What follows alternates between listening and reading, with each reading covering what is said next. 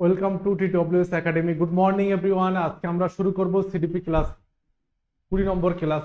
এর আগে আমাদের 19খানা ক্লাস কিন্তু রয়েছে, তোমরা যারা দেখোনি তোমরা অবশ্যই দেখে নেবে। আমাদের আজকের ক্লাস যেটা হবে 20 নম্বর 20 নম্বর ক্লাস। আমাদের টিডব্লিউএস একাডেমি অ্যাপে কিন্তু আমাদের পেইড ব্যাচ চলছে। 2024-এর টেট সম্ভাবনাকে লক্ষ্য করে আমাদের এই একাডেমি পেইড ব্যাচ, যেটা আমরা ফাউন্ডেশন ব্যাচ, সেই ফাউন্ডেশন ব্যাচ কিন্তু অলরেডি চলছে। তোমরা যারা এখনো পর্যন্ত জয়েন করোনি তারা অবশ্যই জয়েন করে নাও, তাহলে তোমাদের বিভিন্ন ধরনের যে সাবজেক্টগুলো রয়েছে, 5টা সাবজেক্ট রয়েছে, সেই 5টা সাবজেক্টের live class, free mock test এবং পিডিএফ এর ব্যবস্থা কিন্তু এখানে রয়েছে। চলো আমরা শুরু করি। 1 নম্বর কোশ্চেন আমরা দেখি নাও যে শিক্ষার অধিকার আইন 2009-এ প্রস্তাবিত অন্তর্ভুক্তিমূলক শিক্ষা, এই ধারণাটির ওপর ভিত্তি করে কোন ধরনের মনোভাব বা আমাদের নীতিগুলো তৈরি হয়েছে, বা শিক্ষার অধিকার আইন 2009-এ প্রস্তাবিত যে অন্তর্ভুক্তিমূলক শিক্ষা, এই ধারণাটা আমাদের নেওয়া হয়েছে, এর মূলত দৃষ্টিভঙ্গিটা কি?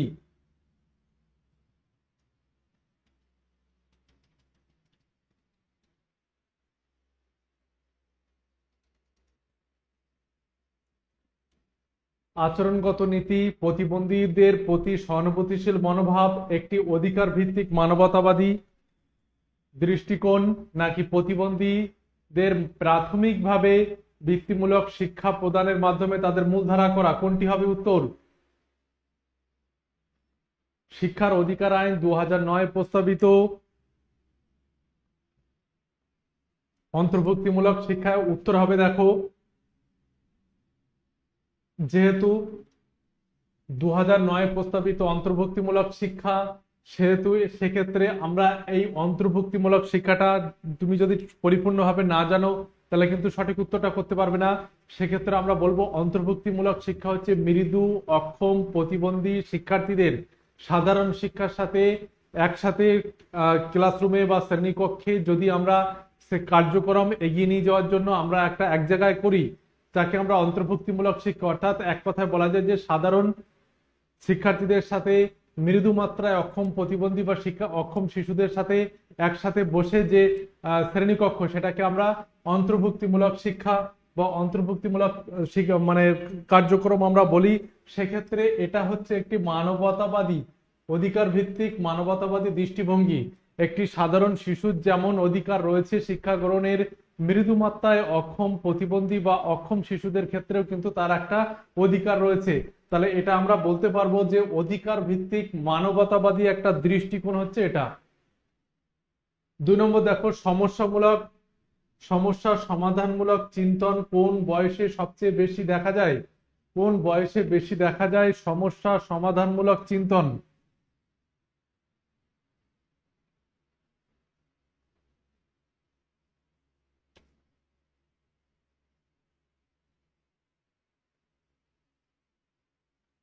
সমস্যা সমাধানমূলক চিন্তন কোন বয়সে দেখা যায়? দেখো, এগুলো আমাদের গ্রোথ অ্যান্ড ডেভেলপমেন্ট যখন আমি করেছিলাম আমাদের ব্যাচে, তখন কিন্তু এগুলো কোশ্চেনগুলো অনেক আগেই করে না হয়েছে, যেখানে বয়ঃসন্ধিতে কিন্তু এই জিনিসটা দেখা যায় যে সমস্যা সমাধানমূলক চিন্তন বা সমস্যার সমাধানের ক্ষেত্রে সবচেয়ে বেশি ভূমিকা পালন করে এই সময়টা বয়ঃসন্ধিতে। কত বছর বয়সে শিশু ভাষাগত রূপকের ব্যবহার করতে পারে? কত বছর বয়সে শিশু ভাষাগত যে রূপক রয়েছে সেগুলোর ব্যবহার করতে পারে?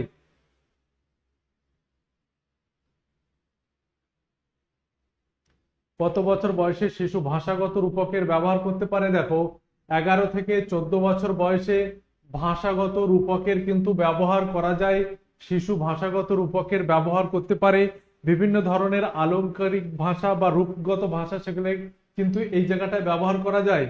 4 নম্বর দেখো, মরফেম কি? মরফেম কি?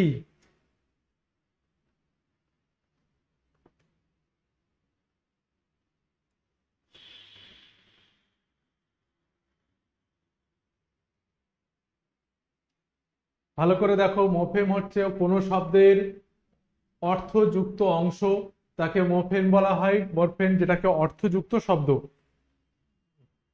প্রতিফলন চিন্তন কি? প্রতিফলন চিন্তন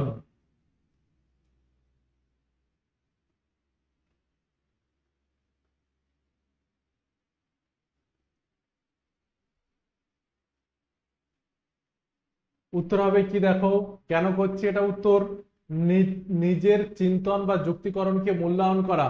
প্রতিফলন চিন্তন, প্রতিফলন মানে হচ্ছে যে নিজের চিন্তা নিজের যুক্তিকে নিজে যদি আমি মূল্যায়ন করতে পারি যে কেন ঠিক হলো কেন ভুল হচ্ছে, বা নিজের চিন্তা ভাবনা কতটা যুক্তিকরণ রয়েছে, যুক্তি বা কতটা বাস্তবিক রয়েছে, কতটা সমাজ উপযোগী রয়েছে, এই জিনিসগুলো যখন আমরা বলবো তাকে আমরা বলি প্রতিফলন চিন্তন। নিজের চিন্তন বা যুক্তিকরণকে মূল্যায়ন করা, নিজের যে জিনিসটা আমি ভাবছি সে জিনিসটা সেটা আমার পক্ষে কতটা ভালো বা সমাজের পক্ষে কতটা ভালো, এই বিভিন্ন দিক থেকে যে চিন্তা করা, এটাকে প্রতিফলন চিন্তন বলা হচ্ছে। সেক্ষেত্রে আমরা বলবো যে চিন্তন বা যুক্তিকরণকে মূল্যায়ন করা। বাদ বাকিগুলো হবে না, কারণ ওপরের ওপর চাপিয়ে দেওয়া, নিজের চিন্তাকে ওপরের ওপর চাপিয়ে দেওয়া এটা তো হবে না। যুক্তি তর্কের যুক্তি তর্কের মাধ্যমে নিজের উন্নতি করা, যুক্তি তর্কের মাধ্যমে নিজের উন্নতি করা, এটা প্রতিফলন চিন্তন বলা যায় না। অনুমান ভিত্তিক চিন্তন প্রতিফলন চিন্তন নয়। বাদ বাকিগুলো তাহলে প্রতিদ্বন্দ্বিতার চাহিদা কি ধরনের চাহিদা? প্রতিদ্বন্দ্বিতার যে চাহিদা, সমাজে মানুষের মধ্যে মানুষের যে প্রতিদ্বন্দ্বিতা রয়েছে বা শ্রেণীকক্ষে প্রতিটা ছেলে মেয়ের স্কোরগত ক্ষেত্র থেকে যে আমরা প্রতিদ্বন্দ্বিতা দেখতে পাই, এক্ষেত্রে আমরা বলবো যে প্রতিদ্বন্দ্বিতার চাহিদা কি ধরনের চাহিদার মধ্যে পড়ছে?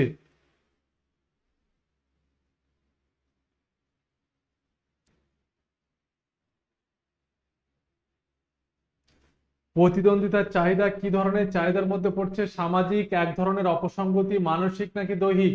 প্রতিদ্বন্দ্বিতার চাহিদা কি ধরনের চাহিদার মধ্যে পড়ছে? উত্তর কি করবে? প্রতিদ্বন্দ্বিতার চাহিদা হচ্ছে এক ধরনের সামাজিক চাহিদার মধ্যে পড়ছে, কারণ সমাজে একজন ব্যক্তি আরেকজন ব্যক্তির সাথে প্রতিদ্বন্দ্বিতা করছে, এই প্রতিদ্বন্দ্বিতার মানে হচ্ছে যে তার সাথে আমার যে ক্ষমতা সক্ষমতা রয়েছে সেটাকে এগিয়ে নিয়ে যাওয়া, তার আগে নিয়ে যাওয়া। তাহলে এটা ঘটছে সমাজের কোনো মানুষের সাথে, সমাজের সাথে। সেক্ষেত্রে আমরা বলবো যে প্রতিদ্বন্দ্বিতার চাহিদা হচ্ছে সামাজিক একটা চাহিদা। তারপরে দেখো, ফ্রয়েড কোন বয়স স্তরকে আত্মরতির স্তর বলেছেন? ফ্রয়েড কোন বয়স স্তরকে আত্মরতির স্তর বলেছেন? উত্তর করবে সবাই, ফ্রয়েড কোন স্তরকে আত্মরতির স্তর বলেছেন?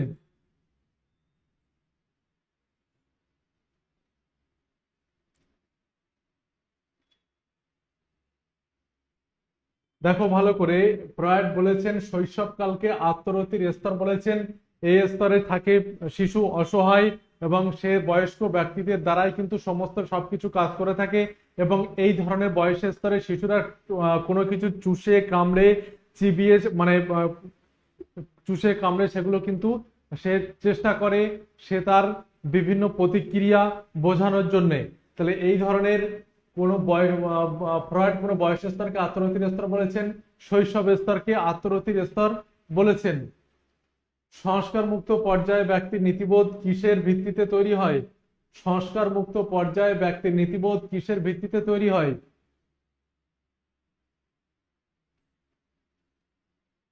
এটা কোন তত্ত্ব পর্যায়ে, কেউ কি বলতে পারবে এটা কোন তত্ত্ব পর্যায়ে নীতিবোধের কথা বলা হচ্ছে? কোন তত্ত্বের ক্ষেত্রে এটা বলা হয়েছে? কার তত্ত্ব এটা? সংস্কার মুক্ত পর্যায়ে ব্যক্তির নীতিবোধ কিসের ভিত্তিতে তৈরি হয়? এটা তত্ত্বটা হচ্ছে কোহলবার্গের, কি বলো, কোহলবার্গের নৈতিক সামাজিক তত্ত্ব। কোহলবার্গের নৈতিক সামাজিক তত্ত্ব। সংস্কার মুক্ত পর্যায়ের ভাগ হচ্ছে বা সংস্কার মুক্ত পর্যায়ের ব্যক্তিরা কিন্তু নিজ বিবেচনার দ্বারা, ব্যক্তির নিজ বিবেচনার দ্বারা কিন্তু এরা নৈতিকতা তৈরি করে। সংস্কার মুক্ত পর্যায়ে আমি বারবার যখন পড়িয়েছিলাম তখন আমি এটা বলেছিলাম যে কোহলবার্গের নৈতিক বিকাশের তিনটি পর্যায় রয়েছে। একটা হচ্ছে প্রাক সংস্কারমূলক পর্যায়, 2 নম্বর হচ্ছে সংস্কার প্রভাবিত পর্যায়, 3 নম্বর হচ্ছে সংস্কার মুক্ত পর্যায়। প্রতিটি পর্যায়ে দুটো করে স্তর রয়েছে, অর্থাৎ এটাকে আমরা বলবো 12টি স্তর। তাহলে সংস্কার মুক্ত পর্যায় যেটা হচ্ছে 3 নম্বর স্টেজ বা 3 নম্বর পর্যায়, সেই জায়গায় ব্যক্তির নীতিবোধ কিসের ভিত্তিতে তৈরি হয়? ব্যক্তির নিজ বিবেচনার দ্বারা। সংস্কার মুক্ত পর্যায়ে সমস্ত কিছু বিচার বিবেচনা, নিজের বিবেক, নিজের যুক্তিকরণের ক্ষমতা, এগুলোর উপর দিয়ে ভিত্তি করে ব্যক্তি কিন্তু নৈতিকতা তৈরি করে সংস্কার মুক্ত পর্যায়ে। আর একদম প্রথম দিকে প্রাক সংস্কারমূলক পর্যায়ে, সেগুলো আমরা আলোচনা করব। তার আগে আমি সংস্কার মুক্ত পর্যায়ে ব্যক্তির নীতিবোধ কিসের ভিত্তিতে তৈরি হয়? ব্যক্তির নিজ বিবেচনার দ্বারা। 9 নম্বরটা করো।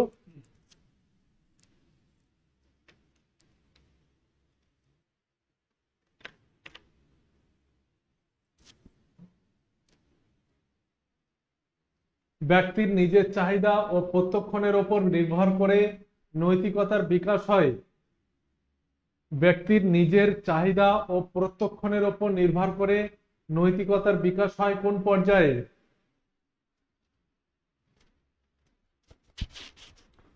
কি বলা হচ্ছে ভালো করে লক্ষ্য করো। ব্যক্তির নিজের চাহিদা ও প্রত্যক্ষণ এর ওপর নির্ভর করে ব্যক্তির, মানে এটাই আসল যে ব্যক্তির নিজের চাহিদার উপর নির্ভর করে নৈতিকতার বিকাশ হচ্ছে। এটা কোন পর্যায়ে হচ্ছে? আমি কি বলেছিলাম যে কোহলবার্গের নৈতিক বিকাশের 3টি পর্যায়: প্রাক সংস্কারমূলক পর্যায়, সংস্কার প্রভাবিত পর্যায়, আর একটা হচ্ছে সংস্কার মুক্ত পর্যায় বা সংস্কার মুক্ত পর্যায়ে আমরা বলি। এই প্রাক সংস্কারমূলক পর্যায়ে নিজের চাহিদা এবং নিজের স্বার্থের উপর ভিত্তি করে নৈতিকতা গড়ে ওঠে। তাই এই প্রাক সংস্কারমূলক পর্যায়টাই হবে এখানে উত্তর। ব্যক্তি নিজের চাহিদা, নিজের স্বার্থের উপর ভিত্তি করে নৈতিকতা যখন তৈরি করছে, তখন প্রাক সংস্কারমূলক পর্যায়। এর আগেরটা আমরা পড়েছিলাম যে সংস্কার মুক্ত পর্যায়, যেখানে হচ্ছে ব্যক্তির নীতিবোধ নিজ বিবেচনার দ্বারা তৈরি হয়। তাহলে সংস্কার মুক্ত পর্যায় এটা গেল প্রাক সংস্কারমূলক পর্যায়। তারপরে দেখো, সমাজ, রাষ্ট্র প্রভৃতির প্রতি আনুগত্যের ভিত্তিতে শিশুর নৈতিকতার বিকাশ ঘটে কোন পর্যায়ে? সমাজ, রাষ্ট্র প্রভৃতির যে আনুগত্য করে শিশু, তার নৈতিকতার বিকাশ ঘটে। তাহলে কোন পর্যায়ে আমরা নৈতিকতার বিকাশ ঘটবে? সমাজ, রাষ্ট্র তাকে নৈতিকতা গঠনে প্রভাবিত করছে, সেক্ষেত্রে আমরা বলবো এটা সংস্কার। বলো, উত্তর করো সবাই।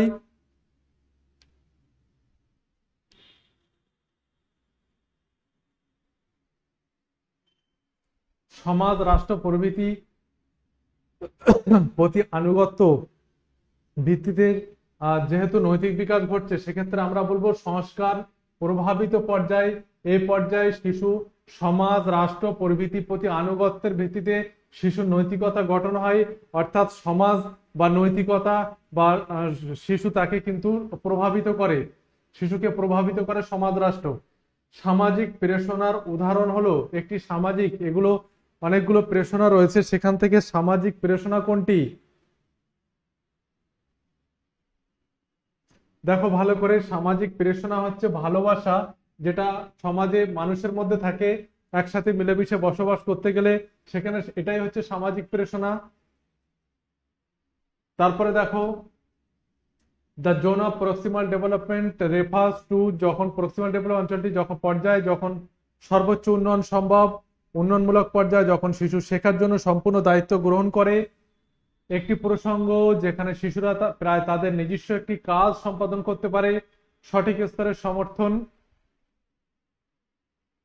শেখার বিন্দু যখন সমর্থন প্রত্যাহার করে। Zone of proximal development, ZPD, যেটা ভাইগটস্কির সামাজিক নির্মিতিবাদ তত্ত্বে উল্লেখিত রয়েছে, ZPD, সেখানে একটা সমর্থন, একটা সাপোর্ট, একটা ভাড়া বা একটা মাচা নির্মাণের কথা বলা হয়।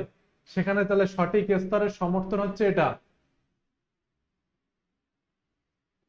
রাইট লেভেল অফ সাপোর্ট, যেটা আমরা সি এখানে উত্তর করব। পুনরুদ্রেকের সঙ্গে কিসের সম্পর্ক অত্যন্ত গভীর? পুনরুদ্রেকের সঙ্গে কিসের সম্পর্ক অত্যন্ত গভীর? মনে করতে পারার সঙ্গে কোনটার সম্পর্ক অনেক গভীর? উত্তর করবে।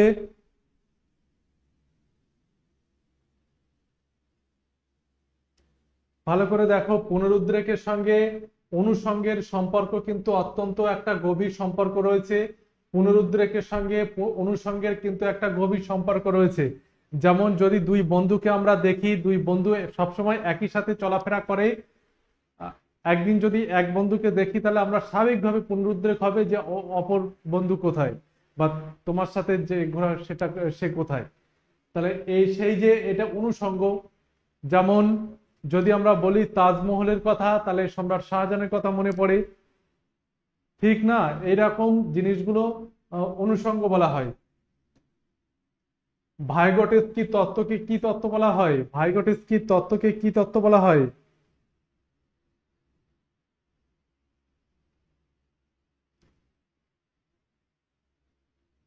ভালো করে দেখো, ভাইগোটস্কি তার তত্ত্বকে সামাজিক কৃষ্টিমূলক তত্ত্ব বলা হয়।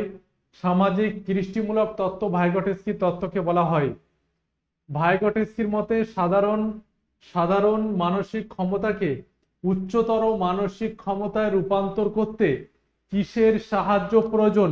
ভাইগোটস্কির মতে সাধারণ মানসিক ক্ষমতাকে যদি আমরা উচ্চতর মানসিক ক্ষমতায় কনভার্ট করি, সেক্ষেত্রে আমরা কিসের সাহায্য প্রয়োজন হবে? ভালো করে দেখো, সাধারণ মানসিক ক্ষমতাকে উচ্চতর মানসিক, ভাইগোটস্কি তার তত্ত্বে প্রথমেই বলেছেন যে তিনি ভাষার বিকাশ, ধারণার বিকাশ এবং সামাজিক বিকাশের উপর গুরুত্ব দিয়েছেন। কিসের উপরে বললাম? তিনটে জিনিস, ভাষা, ধারণা আর সমাজ। তাহলে এখানে ভাষা ধারণার ক্ষেত্রে আমরা তার যে বিকাশটা হচ্ছে, সেক্ষেত্রে ওই জন্য তার সমাজ কৃষ্টিমূলক তত্ত্ব বলা হয়। তাহলে এখন যেটা বলা হচ্ছে যে মানে সাধারণ মানসিক ক্ষমতাকে উচ্চতর মানসিক ক্ষমতা যদি আমরা রূপান্তর করি, সবচেয়ে বেশি প্রয়োজন ভাষার সাথে ধারণা এবং তার সাথে সমাজ, অর্থাৎ একসাথে হবে সামাজিক মিথস্ক্রিয়া। এই সামাজিক মিথস্ক্রিয়ার মধ্যে সবকিছু কিন্তু কি হচ্ছে? ইনক্লুড হচ্ছে। যেমন ভাষা, সামাজিক মিথস্ক্রিয়া করতে গেলে ভাষা দরকার, কোনো টপিক নিয়ে কারোর সাথে মিথস্ক্রিয়া করতে গেলে ধারণা দরকার, আর সমাজ তো আছেই, সামাজিক মিথস্ক্রিয়া। তাহলে বোঝা গেল মানসিক ক্ষমতাকে উচ্চতর মানসিক ক্ষমতায় যদি আমরা রূপান্তর করি, কিসের সাহায্য প্রয়োজন হয়? সামাজিক মিথস্ক্রিয়া। 16 নম্বর দেখো, যে সমস্যা ব্যক্তি স্বাভাবিকভাবে সমাধান করতে পারে, এটা কোন তত্ত্বে বলা হয়েছে? এটা আগে বলবে যে এটা কোন তত্ত্বে বলা হয়েছে। জেডপিডি, জেডএডি, জেডএসডি, জেডবিডি, আমরা এই ধরনের স্ট্রাকচার দেখতে পাই কোন তত্ত্বে? ভাইগোটস্কির সামাজিক কৃষ্টিমূলক তত্ত্বে আমরা এটা দেখতে পাই। যে ব্যক্তি স্বাভাবিকভাবেই কোনো সমস্যার সমাধান করতে পারে তাকে আমরা কি বলবো?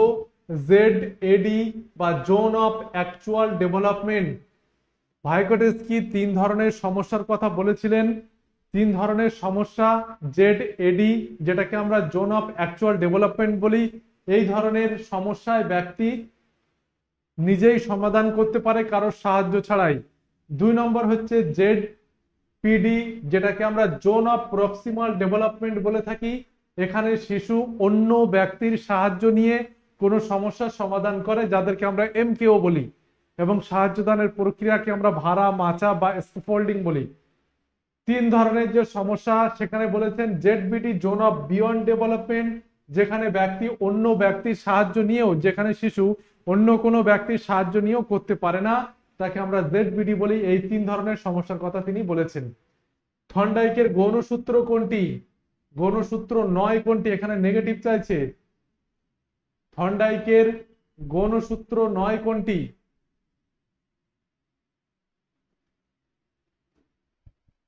আংশিক প্রতিক্রিয়া সূত্র, বহুমুখী প্রতিক্রিয়া সূত্র, আত্রীকরণের সূত্র, প্রস্তুতির সূত্র। কোনটি গৌণ সূত্র নয়?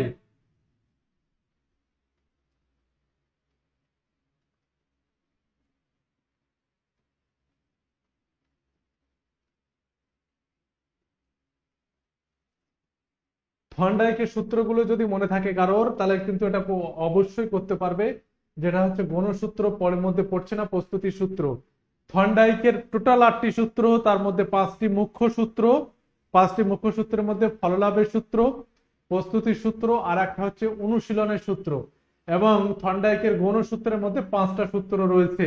এটা কিন্তু মনে রাখবে, সবচেয়ে বেশি ইম্পর্টেন্ট যেটা হচ্ছে গৌণ সূত্র, মুখ্য সূত্র কয়টি, কি কি।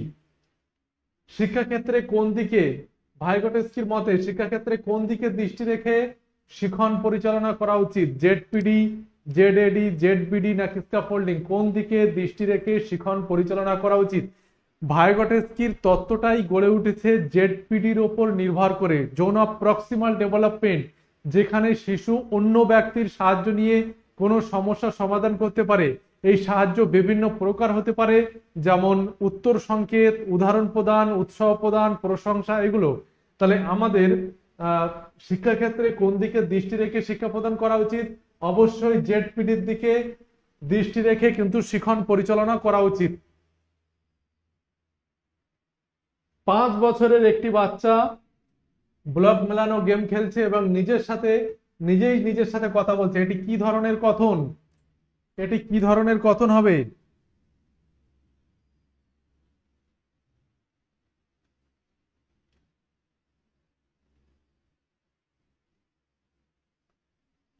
5 বছরের বয়সটা দেখো, 5 বছরের একটা বাচ্চা ব্লক মেলানো গেম খেলছে এবং নিজের সাথে কথা বলছে, এটাকে কি বলবো আমরা, এটাকে আমরা বলবো আত্মকথন।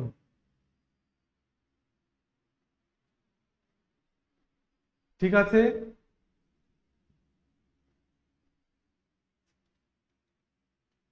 এখানে একটু বলে নিই যে ভাইগোটস্কি দু ধরনের কথনের কথা আমরা যদি জানি যে ভাইগোটস্কি যে তিনি তার তত্ত্বে দু ধরনের কথাকে সবচেয়ে বেশি গুরুত্ব দিয়েছেন, যেটা হচ্ছে 7 বছরের আগে আত্মকথন এবং 7 বছরের পরে স্বকথন। 7 বছরের আগে প্রাইভেট স্পিচ এবং 7 বছরের পরে হচ্ছে ইনার স্পিচ। 7 বছরের আগে যে আত্মকথন বা প্রাইভেট স্পিচ, সেক্ষেত্রে শিশু যে আচরণগুলো করে, অর্থাৎ নিজের কাজ নিজে নিয়ন্ত্রণ করার জন্য নিজের সাথে কথা বলছে, এই কথাটা কিন্তু বাইরের পরিবেশের মানুষের সাথে কিন্তু শোনা যাচ্ছে, অন্য মানুষ যদি তার সাথে থাকে সে কিন্তু শুনতে পাবে। কিন্তু ইনার স্পিচ যেটাকে আমরা বলবো 7 বছরের পরে, সেটা ইনার স্পিচ, ব্যক্তি তার কাজকে নিয়ন্ত্রণ করার জন্য নিজের সাথে কথা বলছে কিন্তু কেউ শুনতে পাচ্ছে না, এই কথনকে আমরা স্বকথন বলে থাকি। এটা 7 বছরের পরে। আর 7 বছরের আগে হচ্ছে আত্মকথন। এখানে বলা হচ্ছে 5 বছরের একটি বাচ্চা, সুতরাং সেটা আত্মকথন। ভাইগোটস্কি প্রজ্ঞার বিকাশের জন্য কি কি বিকাশের কথা বলেছেন, আমি এটা বলে দিয়েছিলাম। ভাইগোটস্কি প্রজ্ঞার বিকাশের জন্য কি কি বিকাশের কথা বলেছিলেন, উত্তর করবে সবাই।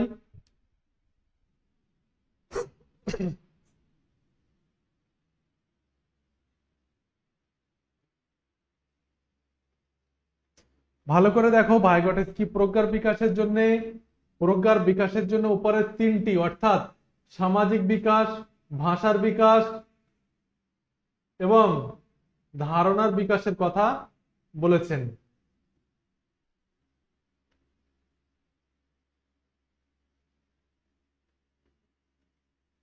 যে সমস্যার সমাধানগুলি ব্যক্তি অন্যদের সাহায্য নিয়ে করতে পারে তাকে কি বলা হয়, একটু আগেই আমি বলে দিয়েছিলাম, যে সমস্যার সমাধানগুলি ব্যক্তি অন্যদের সাহায্য নিয়ে করতে পারে তাকে আমরা জেডপিডি বলবো। ZPD, zone of proximal development. জেডএডি এর ক্ষেত্রে ব্যক্তি অন্য কোনো ব্যক্তির সাহায্য ছাড়াই নিজেই কাজ করতে পারে। জেডবিডিতে কোনোভাবেই সে সমাধান করতে পারে না অন্য ব্যক্তির সাহায্য নিয়ে। অর্থাৎ জেডপিডি যদি একটা লাইন হয়, সীমারেখা হয়, তার নিচে ব্যক্তি কাজ করতেই পারে না জেডপিডি, এবং তার মানে কি বলা যায়, একটা সীমারেখা যদি বলি যে জেডপিডির উপরে, অর্থাৎ যেখানে ব্যক্তির কোনো ব্যক্তির সাহায্য নিয়েও করতে পারছে না, জেডপিডির নিচে ব্যক্তি এককভাবে সমাধান করতে পারছে। ভাইগোটস্কি কোন ধরনের শিখনকে উৎসাহ দিয়েছেন, ভাইগোটস্কি কোন ধরনের শিখন, যেভাবে শিখলে ভাইগোটস্কির মতে শিখনের সর্বোচ্চ বা উত্তম ভাবে কার্যকরী হবে, সেক্ষেত্রে ভাইগোটস্কি কোন ধরনের শিখনকে উৎসাহ দিয়েছেন।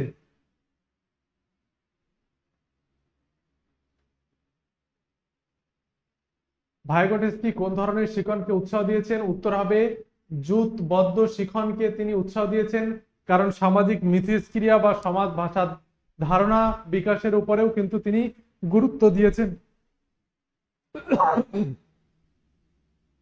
লেভ ভাইগোটস্কির শেখার সামাজিক সাংস্কৃতিক দৃষ্টিকোণ, শেখা প্রক্রিয়ার মানে এই যে social culture perspective of learning emphasise important of in the learning process, এখানে কিসের উপরে গুরুত্ব দেওয়া হয়েছে?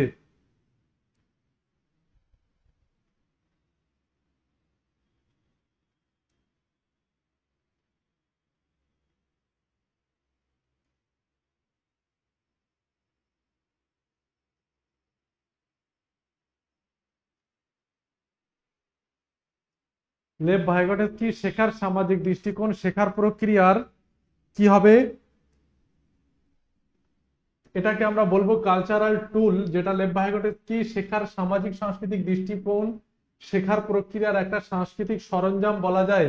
কারণ তিনি আমাদের যে তথ্যর মাধ্যমে, তিনি তার গবেষণালব্ধ তথ্যের মাধ্যমে আমাদের হাতে একটা কালচারাল টুল, সাংস্কৃতিক সরঞ্জাম দিয়েছেন, যার ফলে আমরা তার দিকে দৃষ্টি রেখে, তার তত্ত্বের দিকে দৃষ্টি রেখে আমরা যদি শিক্ষা পরিকল্পনা করি, যুথবদ্ধ শিখন, ভাষার বিকাশ, শিশুর ধারণার বিকাশ, শিশুর প্রাইভেট স্পিচ, 7 বছরের পরে ইনার স্পিচ বা জেডপিডি, স্ক্যাফোল্ডিং বা বিভিন্ন ধরনের সমস্যা, এই সমস্ত কিছুই আমাদের হাতে একটা কি বলা যায় যে একটা শিশুকে কার্যকারীভাবে শিক্ষাদান করার জন্য একটা বড় হাতিয়ার বা সাংস্কৃতিক সরঞ্জাম বা সংস্কৃতির সাথে আমাদের যুক্ত হয়ে গেছে এটা, বা সাংস্কৃতিক সরঞ্জাম আমরা এটা বলতে পারি। 24 নম্বর দেখো, একটি টাস্কের সময় সাইনা কিভাবে কাজকে এগিয়ে নিয়ে যেতে পারে সে সম্পর্কে নিজের সাথেই কথা বলছে। লেভ ভাইগোটস্কির ভাষা এবং চিন্তা সম্পর্কে ধারণা অনুযায়ী এই ধরনের ব্যক্তিগত বক্তৃতা একটি চিহ্ন, কিসের চিহ্ন? কি বলা হচ্ছে যে একটি কাজের সময় সাইনা একটা কাজকে কিভাবে এগিয়ে নিয়ে যাওয়া যায়, সেক্ষেত্রে সে নিজেই নিজের সাথে বারবার কথা বলছে। এই যে এই ধরনের যে ব্যক্তিগত বক্তব্য, এটা কি নিয়ন্ত্রণ করে?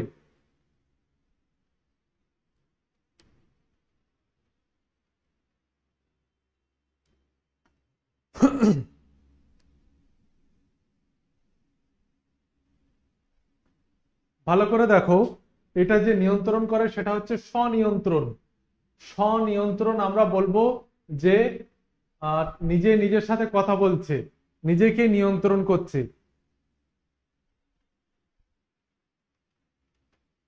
তারপরে 25 নম্বর দেখো, লেভ ভাইগোটস্কির মৌখিক সংলাপ যে শিশুদের নিজেদের সঙ্গে আছে বোঝায়, মানে লেভ ভাইগোটস্কি যে মৌখিক সংলাপ সংলাপ অর্থাৎ সেটা ইনার স্পিচ হোক বা প্রাইভেট স্পিচ হোক, সেটা যে শিশুদের মানে নিজের শিশু মানে শিশুদের সাথে যদি থাকে, মানে শিশুরা যদি এই আচরণটা করে যে প্রাইভেট স্পিচ বা ইনার স্পিচের ক্ষেত্রে, তাহলে সেটা কি ধরনের বক্তব্য বা বক্তৃতা হতে পারে?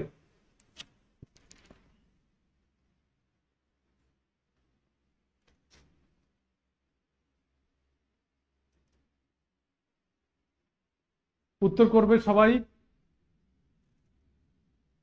লেভ ভাইগোটস্কির মৌখিক সংলাপ যে শিশুদের নিজেদের সঙ্গে আছে বোঝায়, সেটাকে আমরা বলবো যে ব্যক্তিগত বক্তৃতা। ব্যক্তিগত বক্তৃতা এটা আমরা বলবো। এই বক্তৃতাই জিন পিয়াজেটের থিওরিতে আমরা এটা আত্মকেন্দ্রিক কথন আমরা বলতে পারি, বা আত্মকেন্দ্রিক কথনের উপর তিনি জোর দিয়েছেন। আজকে এ পর্যন্ত, পরবর্তীতে আবার নতুন নতুন কোশ্চেন নিয়ে আমরা আলোচনা করব বিস্তারিত। তোমরা যারা এখনো পর্যন্ত আমাদের টিডব্লিউএস একাডেমি ব্যাচ এবং অ্যাপে যদি যারা যুক্ত হয়নি তারা অবশ্যই যুক্ত হয়ে যাও। টেট পরীক্ষা আজ না হোক, যেটা আমরা বলছি আজ না হোক বা কাল, বা দেখা গেল হয়তো একটু দেরি হচ্ছে, কিন্তু টেট পরীক্ষা যখন এসে যাবে তোমার, তখন কিন্তু এই 5টা সাবজেক্ট বিস্তারিত ভাবে পড়ানো বা আয়ত্ত করা কিন্তু সম্ভব হবে না। সেক্ষেত্রে আমরা 23-এর টেটের কোশ্চেনের মতো যদি আমরা দেখি, তাহলে সেক্ষেত্রে প্রস্তুতি কিন্তু শুরু করা উচিত।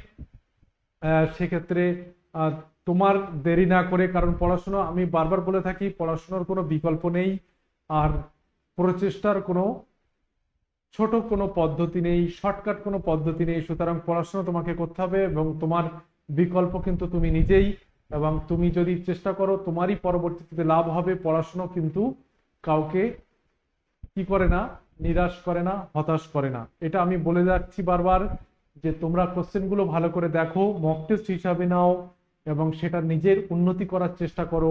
প্রাইমারির ক্ষেত্রে যেটা হয় সেটা কিন্তু 1-2 নম্বরের ডিফারেন্স কিন্তু, বা টেটের যে মার্কস ডিভিশন যেটাকে আমরা বলি, সেই ক্ষেত্রে কি কিন্তু অনেক ভ্যারি করে। সেজন্য আমি বারবার বলছি, এটা তোমরা কিন্তু ভালোভাবে পাস করো, চেষ্টা করো। আমাদের একাডেমি কিন্তু তোমাদের সাথেই রয়েছে।